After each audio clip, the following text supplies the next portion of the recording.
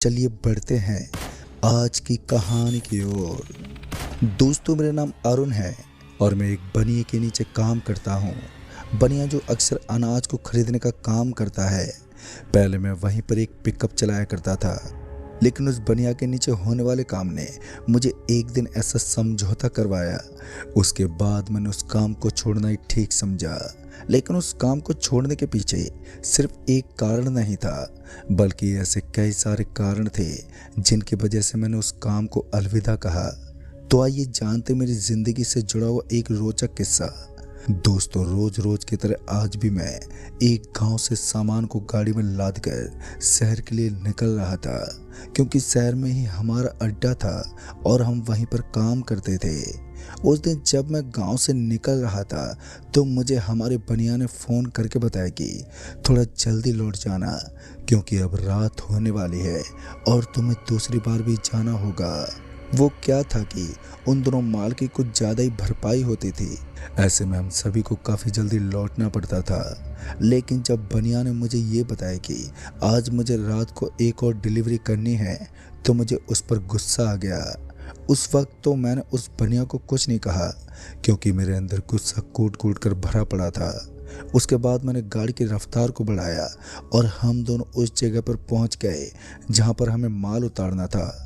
माल उतारने के लिए मेरे साथ मेरा खलासी भी था।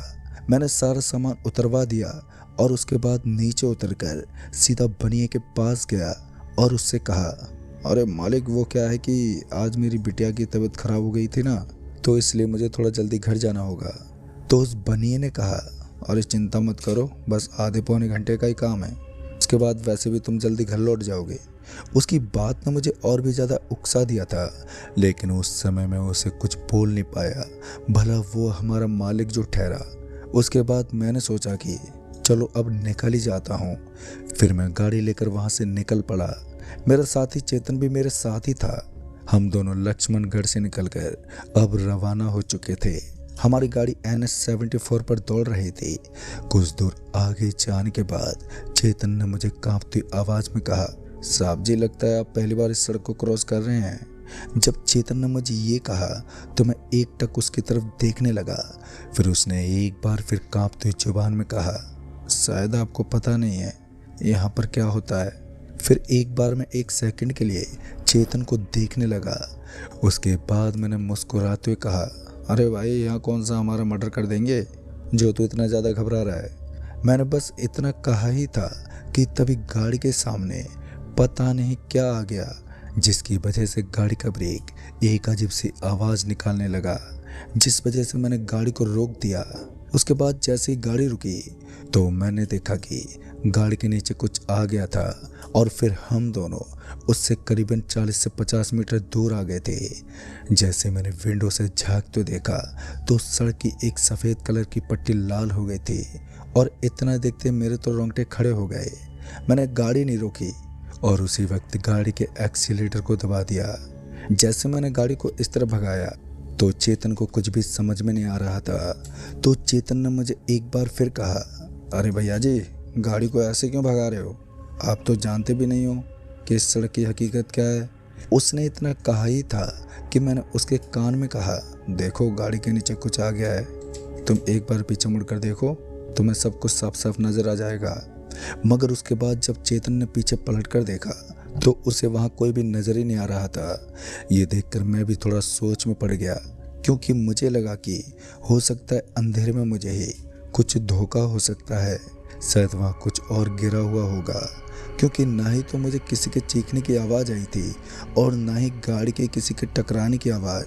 इतना बोलकर मैंने गाड़ी की स्पीड को थोड़ा हल्का किया और तभी हमारी गाड़ी के करीब से एक दूसरी गाड़ी बहुत ही ज़्यादा रफ्तार से गुजर गई। मैं उस गाड़ी को देखता रह गया। चेतन ने कहा, भैया, ये भी तो एक पिकअप ही है, फिर इसकी स्पीड इतनी ज़्यादा कैसे है? ये बात तो मेरे दिमाग में भी नहीं घुस रही थी कि एक पिकअप की स्पीड भला इतनी कैसे हो सकती है, क्योंकि जिस स्पीड से वो पिकअप हमारे पास से गुजरी थी, सच में वो हैरत कर देने वाली थी।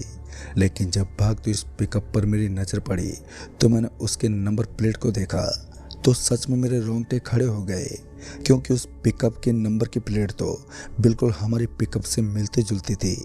और ऐसा होना नामुमकिन था कि एक गाड़ी की 2 नंबर प्लेट हो। फिर उसके बाद मैंने अपनी गाड़ी की स्पीड को बढ़ाया, क्योंकि मैं देखना चाहता था कि जो सच में मैंने देखा है वो हकीकत है। इसी बीच हम उस गांव के एकदम करीब पहुंच गए। उसके बाद जैसे हम उस गांव के एकदम करीब पहुंचे तो हमने देखा कि वहां पर वो लोग पहले से तैयार खड़े थे, जिनसे हमें काम था, यानी कि अनाज लेकर जाना था। और उनका घर भी बस स्टैंड के एकदम करीब ही था, तो हमें सामान ले जाने में उतनी ज़्यादा दिक्कत नहीं थी। उसके तुरंत ही बाद चेतन गाड़ी से नीचे उतरा और सामान को टटोलने लगा। जब उसने अनाज को ठीक से देखा तो भाव-ताव किया गया, और सारा काम हो जाने के बाद हमने मालिक से बात की और उन्हें पैसे दे दिए। फिर हम वहाँ से वापस निकल पड़े, क्योंकि उस वक्त काफ़ी ज़्यादा अंधेरा हो गया था, तो अब गाड़ी चलाने में भी दिक्कत होने वाली थी। चेतन भी अच्छी खासी तरह से गाड़ी को ड्राइव करना जानता था, और ऊपर से पूरे दिन गाड़ी चलाने की वजह से मेरा तो सर दर्द करने लगा था। इसलिए मैंने चेतन को गाड़ी चलाने का इशारा किया। फिर चेतन भी काफ़ी सरलता से मान गया। उसके बाद क्या था, मैंने भी अब आराम करना ही ठीक समझा। चेतन गाड़ी चला रहा था और मैं उसके बगल वाली सीट पर बैठकर आराम कर रहा था। चेतन को गाड़ी अच्छे से ड्राइव तो करनी आती थी, लेकिन चेतन एक नया ड्राइवर था, तो उसका मन कभी भी बहल जाता था और वो दूसरी गाड़ी को देखकर होड़ लगाने में जुट जाता। लेकिन इस समय गाड़ी पूरी सामान से भरी हुई थी, तो मैंने चेतन को पहले भी मना किया था कि चाहे कुछ भी हो जाए, हमें गाड़ी को भगाना नहीं है, और गलती से अगर गाड़ी को भगा दिया तो फिर सामान उलट पुलट हो जाएगा। ऊपर से हमें इस चीज़ का भी डर था कि कहीं गाड़ी ना पलट जाए, क्योंकि गाड़ी में आज सामान को ज़्यादा ही रख दिया था और उस सड़क के बगल में एक गहरी खाई थी। तो हमें इस चीज़ का भी डर सता रहा था कि कहीं हमारी गाड़ी का टायर फिसल ना जाए और हम गाड़ी समेत उस खाई के अंदर न गिर जाए। अभी मैं और चेतन आराम से बैठे ही थे कि तभी चेतन जोर से चिल्लाया और उसने बताया कि गाड़ी से कुछ टकराया है।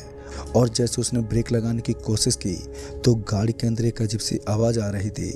मैं समझ गया था कि ये सब उसी तरह से हो रहा है जो आते समय भी मेरे साथ हुआ था। फिर मैंने चेतन को कहा, तो एक काम कर, गाड़ी को साइड में लगा, अब देखते हैं कि यहाँ पर हो क्या रहा है। लेकिन चेतन ने गाड़ी को साइड में लगाने से मना कर दिया, क्योंकि वो इतनी रात को हाईवे पर रुकने को तैयार नहीं था। लेकिन फिर मैंने चेतन को चेतावनी देते कहा तो उसे गाड़ी को ब्रेक लगाना पड़ा और उसने गाड़ी को वहीं सड़क के बगल में लगा दिया। उसी वक्त मैं गाड़ी से नीचे उतरा तो मैंने देखा कि गाड़ी के पीछे की ओर मुझे एक लाल धब्बा नजर आ रहा था जो थोड़ी सी दूरी पर था। मैंने चेतन को बुलाया और हम दोनों उसी ओर चल पड़े। अभी मैं और चेतन पैदल पैदल चल ही रहे थे कि तभी चेतन ने कहा, भैया वहाँ हमें नहीं जाना चाहिए, क्या पता कौन सी बला हो। लेकिन मैं कहाँ उनकी बातों को मानने वाला था। फिर हम दोनों उसके पास पहुँचे तो मैंने देखा कि सच में मुझे वहाँ कोई नज़र आ रहा था जो सड़क के बीच में पड़ा था और उसके सर के अंदर से काफ़ी ज़्यादा खून निकल रहा था। फिर मैं उसके एकदम पास पहुँचा तो मैंने देखा कि अब उसकी सांसें थम चुकी थी। उसका पूरा का पूरा शरीर ठंडा हो गया था और मैं जानता था कि अब साला उल्टा केस ठुकने वाला है। उसी वक्त मैंने चेतन को हाथ लगाया और उसे वहाँ से भागने को कहा। इससे पहले कि हम दोनों वहाँ से भाग पाते कि वो मरी हुई डेड बॉडी अचानक एक भारी आवाज़ में बोल पड़ी, तुम दोनों ने गलत रास्ता चुना है।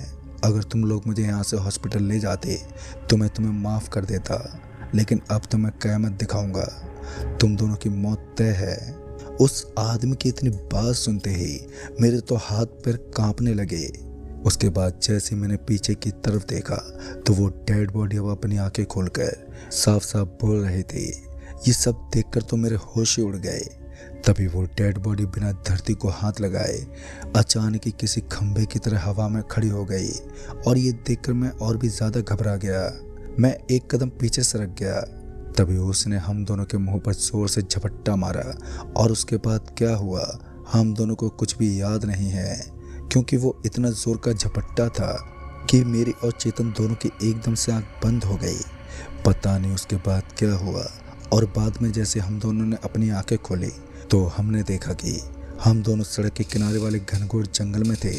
पहली बात तो ये थी कि उस जंगल के अंदर काफ़ी कम लोग आगमन करते थे, लेकिन जब हम दोनों उस घनघोर जंगल के पेड़ों से बचते बचाते भागने की कोशिश करने लगे कि तभी मेरे खलासी चेतन ने कहा, भैया लगता है हम यहाँ से नहीं भाग सकते, सामने तो देखो वो कांटों से बनी हुई दीवार नजर आ रही है।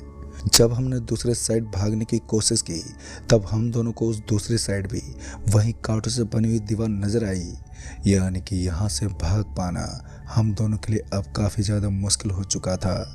और इसी बीच चेतन ने कहा, भैया मैंने तो आपको पहले ही बताया था कि वो सड़क के ऊपर क्या है, अब आप जानते हैं हमारे साथ क्या होगा, हम दोनों को जिंदा दफनाया जाएगा। चेतन की बात ने मुझे और भी ज़्यादा डरा दिया था। फिर चेतन ने बताया कि वो शैतान लोगों को भ्रमित करता है और उसके बाद इस इलाके में लाकर हर किसी की बॉडी को मिट्टी में दफना देता है। चेतन की बात सुनकर मैं काफ़ी ज़्यादा सहम गया था। उसके बाद चेतन ने बताया कि यहाँ से भागने का एक ही रास्ता है, क्योंकि रात के 3 बजे के बाद इस घनघोर जंगल के अंदर एक दरवाज़ा आता है। कहते हैं कि रोशनी से चमकता हुआ वो दरवाज़ा इस जंगल से बाहर निकालने का एकमात्र दरवाज़ा है, खासकर वो इस माया भ्रम को तोड़ने में मदद करता है। चेतन की बात तो लाजमी थी, लेकिन हम दोनों को उससे पहले ही यहाँ से निकलना था, क्योंकि हाईवे के बगल में हमारी गाड़ी खड़ी थी जिससे भी कोई नुकसान हो सकता था। इसी बीच मुझे याद आया कि मेरे पास तो मोबाइल भी है और मैं मोबाइल से कांटेक्ट करके अपने मालिक को इन सब बात के बारे में बता सकता हूँ। फिर मैंने ऐसा ही किया, मैंने अपने मालिक को फ़ोन लगाया तो मैं इतना ही बता पाया कि हमारी गाड़ी सड़क के बगल में खड़ी है। और उसके बाद पता नहीं कैसे लेकिन मेरे फ़ोन में अचानक ही आग लग गई। फ़ोन में आग लगने के कारण मेरा हाथ जल गया था। वो तो अच्छा था कि मैंने फ़ोन को लाउड स्पीकर पर रखा था, वरना अब तक मेरा पूरा का पूरा कान भी राख में बदल चुका होता। उसके बाद चेतन ने कहा, भाई साहब फ़ोन करने की कोशिश मत करो, अगर दोबारा हमने किसी और को फ़ोन लगाने की कोशिश की तो फिर फ़ोन के साथ साथ इस बार हम दोनों भी जल जाएंगे। पता नहीं क्यों, लेकिन इस जगह पर आकर चेतन की हर एक बात मुझे सही लग रही थी। इसका मतलब साफ था कि चेतन जिन बातों का वर्णन कर रहा था वो बिल्कुल सत्य थी। उसके बाद चेतन ने बताया कि वो इसी इलाके के आसपास रहता है, तो वो इन चीज़ों के बारे में अच्छी तरह से जानता है। गांव वाले अक्सर इन चीज़ों का बखान करते रहते हैं। अभी हम इतनी बात कर ही रहे थे कि फिर मेरे कान में आवाज़ आई कि तुम दोनों गुमशुदा हो गए हो, अब तुम दोनों को कोई नहीं ढूंढ पाएगा। और ये आवाज़ केवल मुझे ही सुनाई दी थी।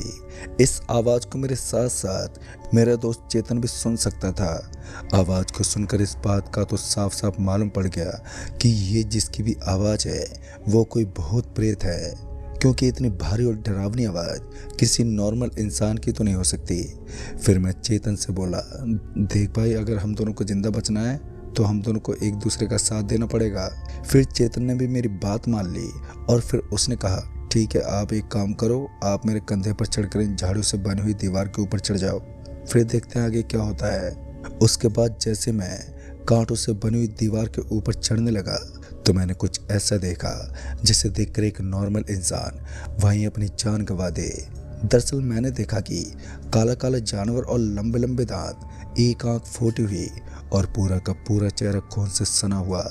ऐसा भयानक जानवर देखकर मैं तुरंत ही नीचे कूद गया। चेतन समझ गया था कि मैं किस चीज़ को देखकर एकदम से नीचे कूदा हूँ। उसने मुझे कहा, भाई साहब, यहाँ से बचने का जो आखिरी रास्ता था अब वो भी बंद हो गया है। अब यहाँ से जिंदा बचकर निकलने का सिर्फ एक ही रास्ता है और वो है रात के 3 बजे का। अगर हम रात के 3 बजे तक वेट करेंगे तो शायद हम जिंदा बच सकते हैं। अब चेतन की बात भी लाजमी थी, क्योंकि जो रास्ता उसने बताया था वो हमारे लिए सबसे ज़्यादा सेफ था। लेकिन उस भयानक जानवर की तस्वीर अब मेरे दिल में कैद हो चुकी थी। मैं चाहकर भी उस जानवर की तस्वीर को अपने दिमाग से निकाल नहीं पा रहा था। मुझे तो समझ में नहीं आ रहा था कि इस वक्त मैं करूं तो करूं क्या। मैं डर से घबराता जा रहा था और अब मैं और चेतन, हम दोनों उस चार दीवारी के अंदर कैद हो चुके थे। हम दोनों को तो यही लग रहा था कि रात के 3 बजते ही हम आसानी से निकल जाएंगे।